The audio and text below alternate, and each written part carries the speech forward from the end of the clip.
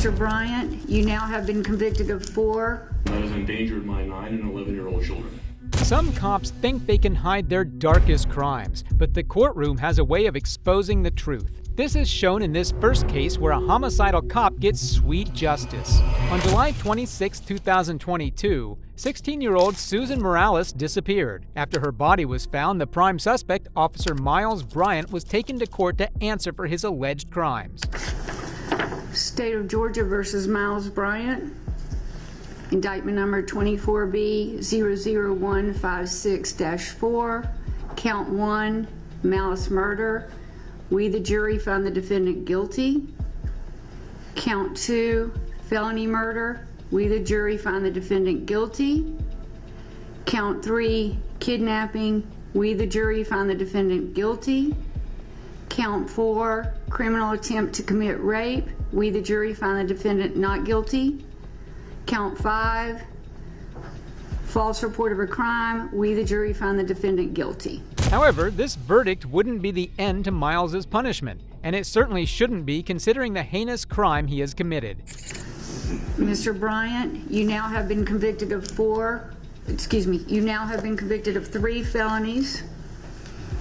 I want to inform you, you have a right to seek post-judgment relief from your felony convictions by either filing a direct appeal to a higher appellate court or to file a motion for a new trial. You have 30 days from the date I sign and file your sentence with the clerk of court to file a motion for new trial to any and all of the felony charges.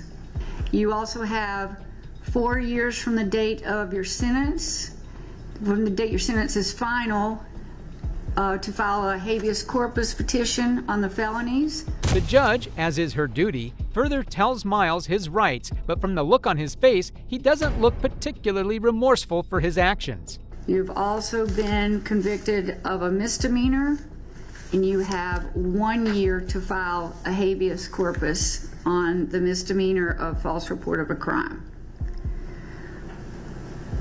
I'm going to ask the jury to go back to the deliberation room and come back and talk to you, and then I'll be back out for sentencing. Yes, ma'am. As the court came into session again, Miles's retribution got even worse as the victim's family came out to make a statement. The victim's family would like to speak and give an impact statement to the court. I'd first like to call up Ms. Jasmine Perez. All we ever wanted was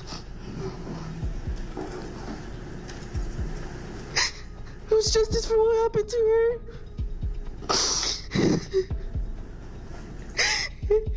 So I want to thank her for that. But nothing will ever bring her back. And to this day, I still hope that I'll see her again. Susanna's mother and sisters had been silent all trial, but they clearly couldn't remain quiet any longer. I just ask that he receives the maximum sentence because no family, no mother, no father, no one deserves to go through this. No one deserves to go through what he went through all these years. These 2 years, I'm sorry. Diciéndome que me la van a mandar en pedazos. All 7 months, receiving calls, receiving messages, receiving pictures, saying that they were going to return her in pieces. Cada noche yo no puedo dormir sin pensar en ella. Every night I can't sleep without thinking of her. This may have been the last nail in the coffin of Miles Bryant. The pain he has caused the family only gets more apparent in this next clip. Till you found your daughter. And your daughter, Susanna, did not deserve this. And I just hope that after today, you and your family can find some peace. That is what I wish for you. Hopefully, you will receive some peace now. Thank you. As a result of the trial and pleas from Susanna's family, ex-Doraville police officer Miles Bryant was sentenced to life in prison without the possibility of parole in the murder case of Susanna Morales. Even though Bryant was an absolute disgrace to the state of Georgia, These next tyrant officers prove that they are capable of no less. That has endangered my 9 and 11-year-old children. On 30th of August 2022, Officer Bueno had a confrontation with an auditor by the name of Drew. However, the situation quickly escalated once they came face to face. What's the best way to do this? Can I twist this way? Yep.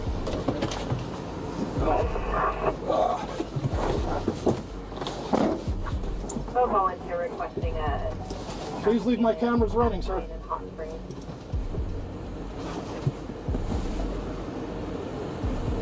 Please leave my cameras running, sir. Not going to do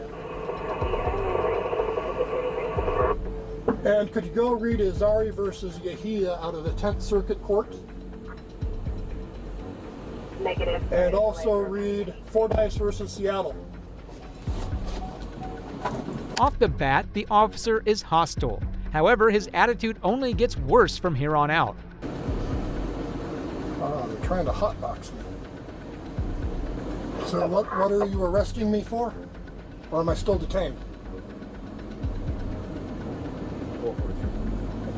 Am I detained or arrested? 443. So you're transporting me, so that's kidnapping.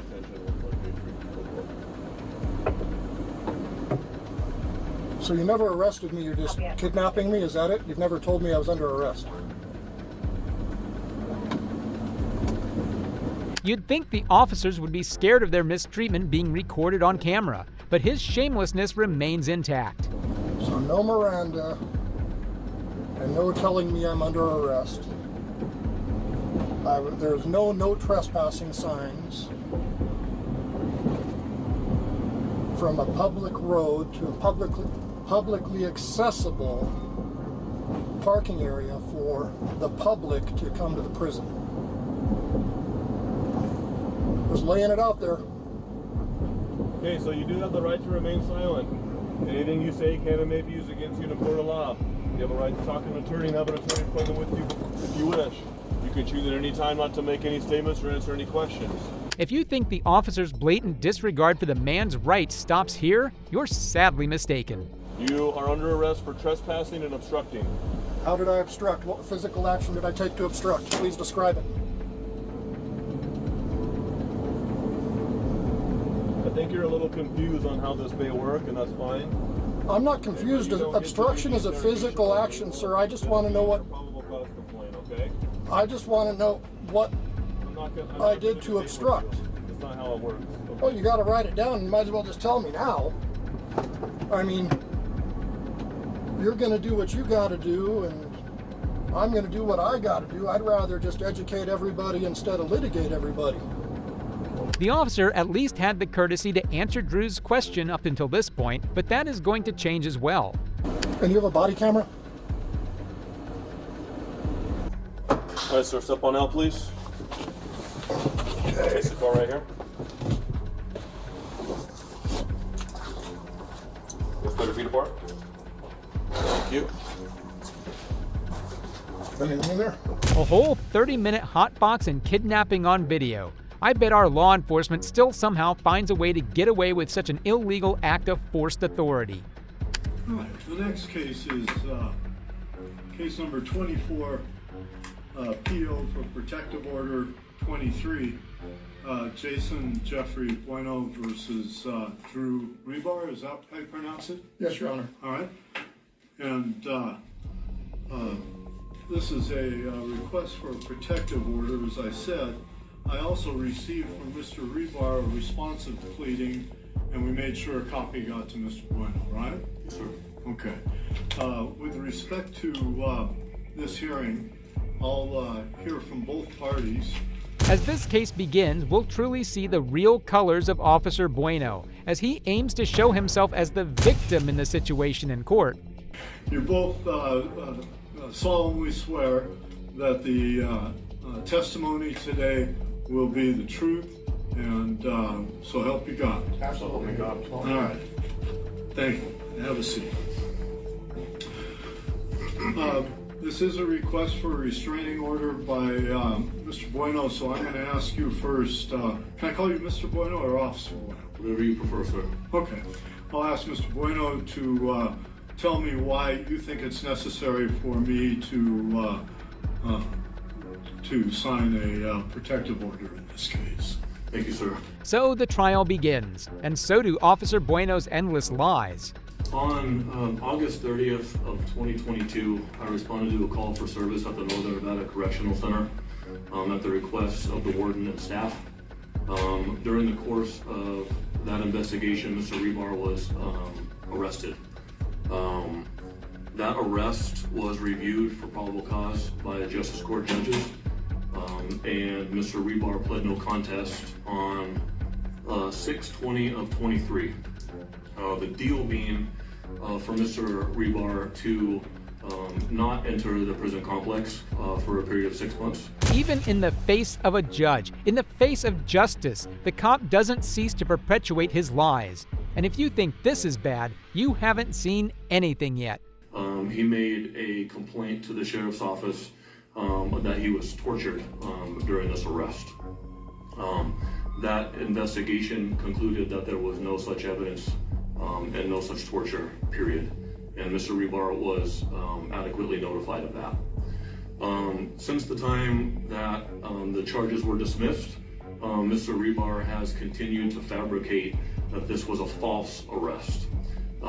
The court is very well aware of the no contest pleadings and how that works, and has deliberately lied and defamed and edited videos that he has posted. Lying and defamation? I'm sure we all saw that previous footage of this officer mistreating the man. He's just lying to justify his actions and save his own skin. The videos that he has continued to post, he's cut off deliberate things that would go against the narrative that he's trying to prove, i.e. body camera footage from myself that showed all the air conditioning fully on and in the low setting. He has cut those off, and he deliberately distorts the facts in order to drum up financial and social support for himself and his cause. Since that time, false statements that he continues to make, I don't care about his personal vile comments towards myself, but this has turned into a frenzy.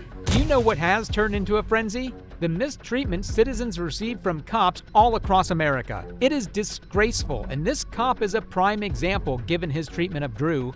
That this situation, deliberately orchestrated by Mr. Rebar, has gone beyond any official capacity that I have as a deputy sheriff, and has clearly threatened my family. And I'm simply asking the court to help protect my family. Thank you, Mr. Bueno. Mr. Rebar, your comments. Why don't you think I should issue this restraining order? My actions don't meet the black and the white of the statutes. My actions are protected under Article 1, Section 9 of the Nevada Constitution. My actions are protected under the First Amendment. Hopefully the judge will have a better understanding of the law than the officer, as Drew explains his side of the story. There have been several accusations made against me here that are just in fact untruthful. The only thing that I'm out there doing, Your Honor, is I believe we have a corrupt government. I'm a businessman, as my response says. I didn't want to get off my butt and stop running my business. I'm just out there now watching our government, like our government's watched my business for the last 20 years or so, and they come in every couple of years with their men, with their badges, and with their guns, and they go through my papers, and they examine my business, and it's a biannual audit. Officer Bueno needs to be reprimanded immediately for his actions. Such cops being allowed to roam the streets and exercise their authority is precisely the issue in America. Harassment, and I understand this is a unique slapback that I've done here, that it's not generally done this way. But again, as I spoke to my attorney, Rich Salvatore, yesterday, he goes, I've done a lot of these, and it meets the definitions. Thank you for letting me speak. Thank you, Mr. Rebar, and I'll let you rebut if you want to. Yes, sir. It's very clear that Mr. Rebar has a case, a personal vendetta that he is out. His YouTube page is full of verbal altercations with anybody that he can strike up. Bueno's restraining order was denied, but the auditor's victory came at a steep financial cost, underscoring the need for reform in our justice system to protect against frivolous lawsuits. So that brings these cases to an end. What do you think? Did these corrupt cops deserve the embarrassment they endured in the courtroom? Let me know in the comments below. And if you liked the video, subscribe so you can take advantage of the next one we have in store for you. Thanks for watching. This is Detective Mystery, signing off.